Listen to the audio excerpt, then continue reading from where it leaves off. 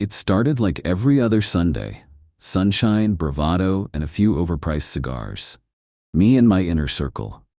A group of young startup founders and obnoxiously successful guys in their late 20s had made it a tradition to play golf out at the Crest, a private course tucked into the Hollywood Hills where the membership cost more than most people's mortgages.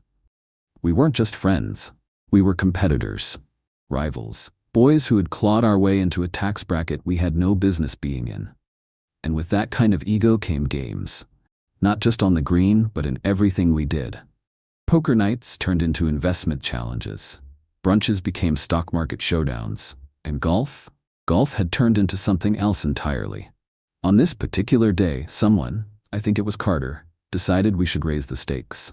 No money this time, he said, sipping from a flask like he was auditioning for Succession. Let's do something real, something dangerous. Marcus, our resident crypto freak, chimed in. Loser hands off their company, 2 weeks, no communication, no safety net. Everyone laughed. Yeah, right, I scoffed. To who? The intern? Then came the twist. The kind of stupid idea only men with too much money and not enough supervision could come up with.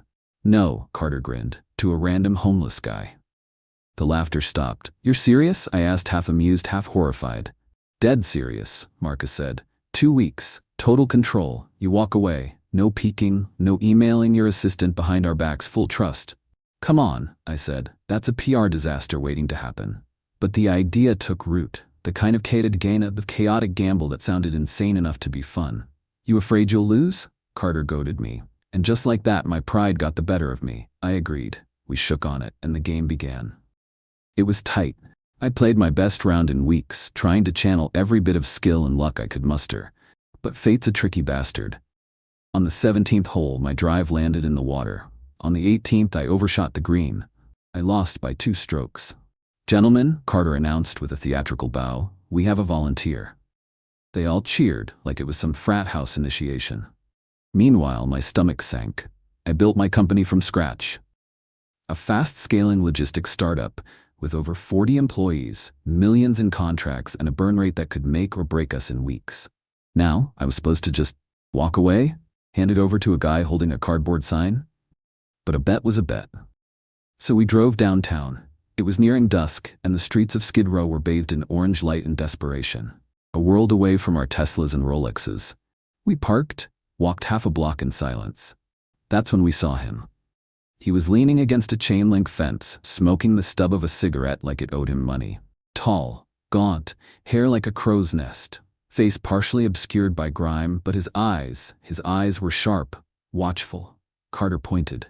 That guy. He's the one. The others laughed, nervous now that the joke was turning real.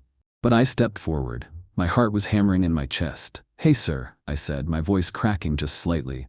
How would you feel about running a company for 2 weeks? He raised an eyebrow, then looked me up and down. There was no fear in him, no confusion, just a glint of something, calculating. That depend, he said slowly. You paying me in peanuts or in dignity?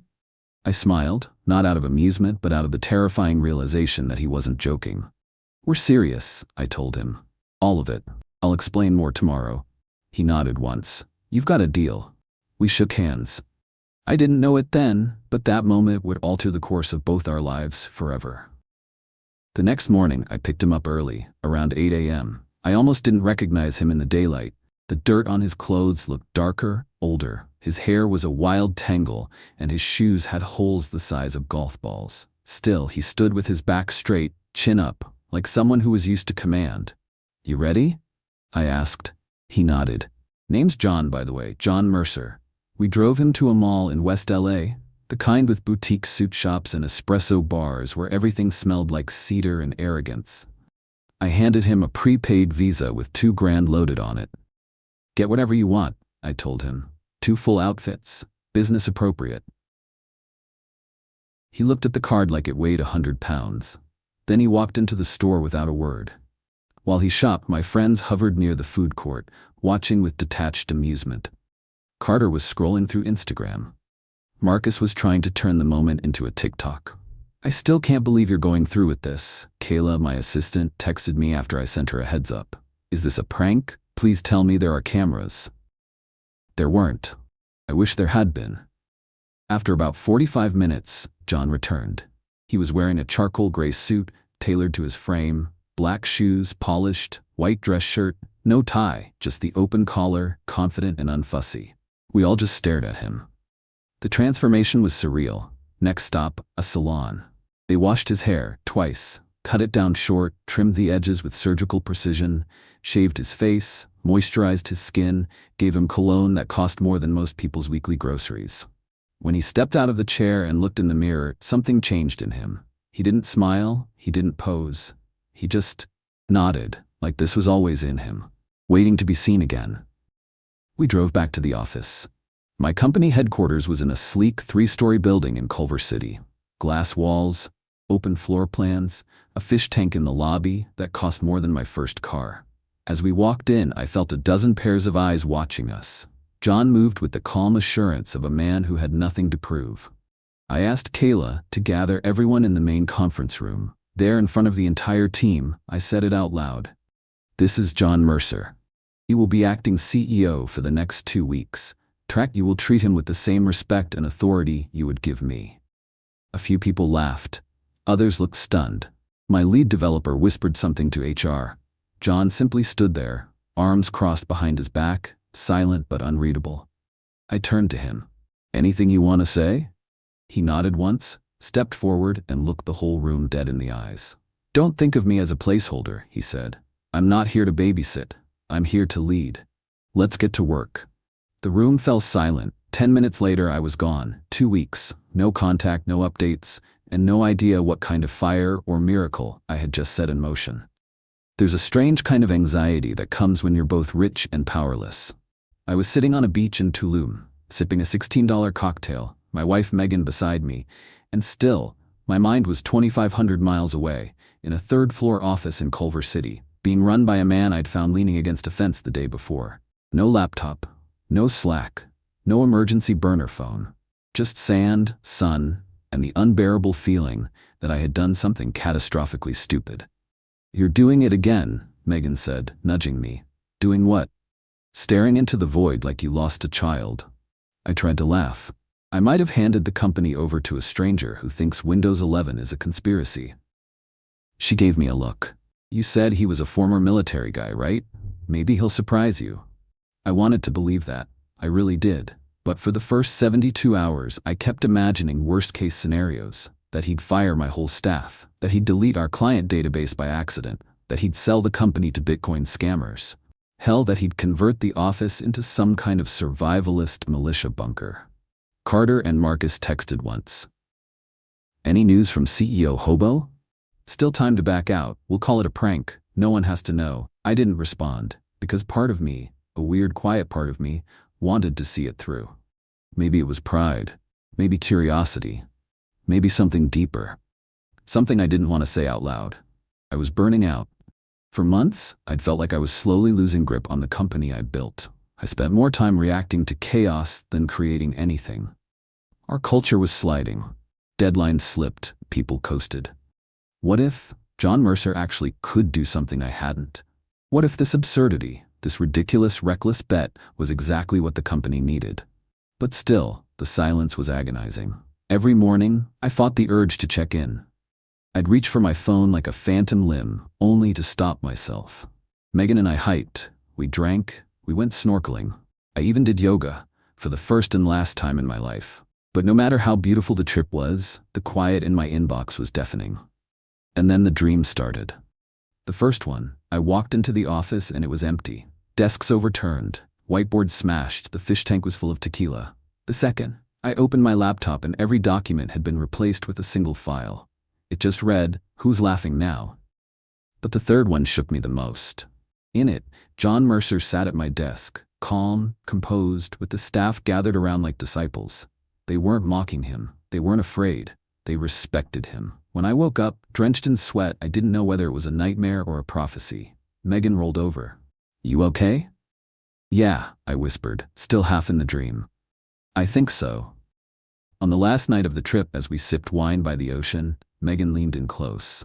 "You know," she said, "maybe the whole point of this wasn't about proving something to your friends. Maybe it was about proving something to yourself." I nodded. "And what if I don't like what I find? She smiled. Then at least you'll know. The moment we touched down at LAX, my stomach turned to stone. I dropped Megan at home and drove straight to the office. No calls. No heads up. I needed to see it for myself. Whatever damage had been done, I wanted to face it head on. But the first surprise came before I even walked through the door. A new security guard, someone I didn't recognize, stopped me at the entrance. His uniform was crisp, his stance alert. "Can I see your ID, sir?" I blinked. I'm Ethan Rowe, founder, CEO. He checked the photo, then smiled. "Nice to finally meet you, Mr. Rowe. Heard a lot about you." "Heard a lot about me?" Inside, things felt different, cleaner, sharper. The reception desk was manned. The lobby music wasn't obnoxious indie pop anymore, just soft ambient piano. A client was being greeted with tea and a firm handshake. The floors looked like they'd actually been mopped for once. I stepped into the open office area and froze. Everyone was working. No headphones blasting Spotify. No side conversations about last night's NBA game. No quick breaks that lasted 40 minutes. People were typing, discussing actual work, meeting around whiteboards with purpose. For a second, I wondered if I was in the wrong building. As I made my way to the third floor, I noticed the walls. Posters, schedules, memos. A giant new board labeled Staff Spotlights, with photos and bios of top-performing team members. And then I saw my office door. Closed. I opened it. There he was, John Mercer, wearing a navy blazer, sleeves rolled up just enough to show a military tattoo on his forearm. His hair was neatly combed, his scar still visible but somehow softer. He was typing something with the kind of focus you can't fake. He looked up, and for a brief second, I felt like the guest in my own space. "Mr. Rowe," he said, standing. "Welcome back." He smiled. It was genuine, proud even. "I've prepared a full report. Shall we begin?" I didn't say a word. I just nodded and sat down to listen to what the hell had happened while I was gone. John stood at the front of the room, presenting a performance report like he'd done it 100 times before. Only he hadn't. Not in this life, anyway. I sat in the chair usually reserved for the COO, silent, just watching. The team, my team, hung on his every word. "Our productivity metrics are up 30%, he said, tapping the screen behind him. "Client response time is down to under 2 hours, and we hit 3 delivery targets early. I also terminated 5 contracts with vendors that were overcharging us. Legal's already reviewed the new terms. We're saving roughly $12,000 a month." Someone, I think Sam from accounting, actually clapped. What the hell was happening? After the meeting, John and I finally sat down in private. "You want the long version or the short?" he asked, pouring us both coffee. "Black, no cream. Military style. Start wherever makes sense."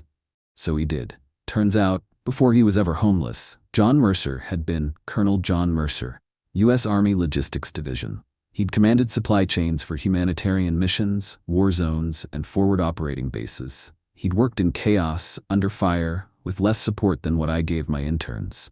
But then, one night in 2014, his wife was killed by a drunk driver. He was on duty overseas. He didn't make it home in time. After that, he said, the mission didn't matter anymore. I couldn't go back to the world, but I didn't want to stay in it either. He spiraled, retired early, drank hard, lost everything. I knew I still had my mind, he continued. I just didn't know what to do with it. Until you showed up. He looked me in the eye. That ridiculous bet? That wasn't a joke to me. That was a lifeline. I sat there stunned. The man I'd handed control of my company to on a whim had not only kept it afloat, he'd made it better, leaner, more human, more focused. "Why didn't you just tell me who you were from the beginning?" I asked. "Would you have given me the chance if I had?" He had a point. "You've built something special here," he said. "It just needed someone to call out the rot and remind people what they were working for." Then he did something that caught me completely off guard. He reached into a file and handed me an envelope. Inside was a detailed transition plan. Every change he'd made, every metric he tracked, every decision explained. "I'm not asking for a job," he said. "You gave me trust. I returned results. We're square." He stood as if he was ready to walk away for good. But I didn't let him. "John," I said, "what if you didn't have to leave?" He turned, cautious. "You earned your second chance. And honestly, you might be the best damn leader this company has ever had. Stay. Not as a charity case, as a partner." He didn't respond right away. just looked down at his scarred hands. "Let me think about it," he said. A week later, the old crew met up again. Same golf course, same overpriced cigars, same toxic confidence. But I wasn't the same man. I told them everything. The discipline, the changes, the way the company had stabilized, even grown, how employee morale was up, turnover was down, and 3 of our longest lost clients had returned under Mercer's leadership. They didn't believe it at first. "Bullshit," Carter muttered. "You're just spinning it to save face." I pulled up the reports, the photos, the numbers, and the emails from clients saying, "Whatever you did, keep doing it." A slow silence fell over the group. And then Carter, cocky, arrogant Carter, reached for his phone. A few taps later, I got the notification. Wire transfer received, $250,000. One by one, they all paid up. The terms were simple. If the company survived and didn't crash and burn, they owed me big. I hadn't expected to win the bet. Not really. But here I was, holding their money. And then I told them what I'd already decided. "I'm giving it to him," I said. "To Mercer." They gawked. "You're what?" "That man brought my company back from the brink. He earned this. He saved my legacy." I left them speechless on the green. A month later, John Mercer became Chief Operating Officer. Officially. Publicly. No more aliases. No secrets. We held a staff meeting to announce it. Standing ovation. HR cried. Someone from marketing brought champagne. Later that week, I walked with him down to HR to finalize everything. He'd cut his hair again, high and tight. Fresh blazer, confident stride. He looked at the woman behind the desk and said, "Hi, I need to fill out some forms and I think I need a badge." She smiled, handed him a clipboard. "Welcome aboard, Mr. Mercer." With the money from the bet, he bought a modest house in Glendale. Fixed it up himself, replaced the windows, painted the walls, hung his wife's photo in the hallway. He got a car, reinstated his military pension, went to therapy. Sometimes I'd catch him mentoring the interns like they were junior officers. Firm but kind. No ego. Just purpose. And one afternoon, as we shared a coffee in the break room, I asked him if he ever thought about that first day. The fence, the cigarette, the madness of it all. He chuckled. "You thought you were giving me a charity gig, but what you gave me was command again." I smiled. "What you gave me was my company back." We shook hands as equals, as partners, as 2 men who'd both bet everything and somehow, against all odds, both won.